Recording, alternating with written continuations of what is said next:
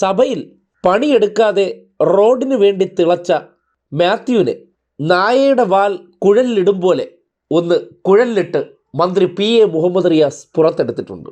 നായയുടെ വാൾ 12 കാലം കുഴലിലിട്ടാലും എന്താണോ സംഭവിക്കുന്നത് അതുതന്നെയാണ് മാത്യുവിനെ കുഴലിലൂടെ കയറ്റി പുറത്തിറക്കിയാലും സംഭവിക്കാൻ പോകുന്നത്. വളഞ്ഞേ ഇരിക്കുകയുള്ളൂ. മൂവാറ്റുപുഴയിലെ റോഡുമായി ബന്ധപ്പെട്ടാണ് ഇന്ന് അദ്ദേഹം ഒരു പ്രത്യേക സബ്മിഷൻ ഉന്നയിച്ചത്. സബ്മിഷൻ അവതരിപ്പിക്കുമ്പോൾ സോഷ്യൽ മീഡിയയിൽ കട്ട് ചെയ്തിടാൻ വേണ്ടി ചില പഞ്ച് ഡയലോഗ് കൂടെ അതിൻ്റെ ഇടയിൽ കൂടെ തള്ളിക്കയറ്റണമല്ലോ.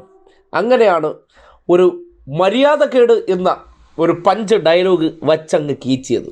അതും അടിച്ചിട്ട് വെട്ടത്തിലെ ജഗതിയെ പോലെ മുടിയും കോതി ഒതുക്കി ഞാൻ എന്തോ വലിയ കാര്യം ചെയ്തു എന്ന രീതിയിൽ അങ്ങോട്ട് ഇരിക്കുന്നതിന് മുന്നോടിയായിട്ടാണ് റിയാസിൻ്റെ ഈ മറുപടി വന്നിറങ്ങിയത്. മര്യാദകേടിനെ കുറിച്ച് പറഞ്ഞത് കണ്ണാടിയിൽ നോക്കി സ്വയം മനസ്സിലാക്കുന്നതാണ് നല്ലതെന്നാണ് തോന്നുന്നത്.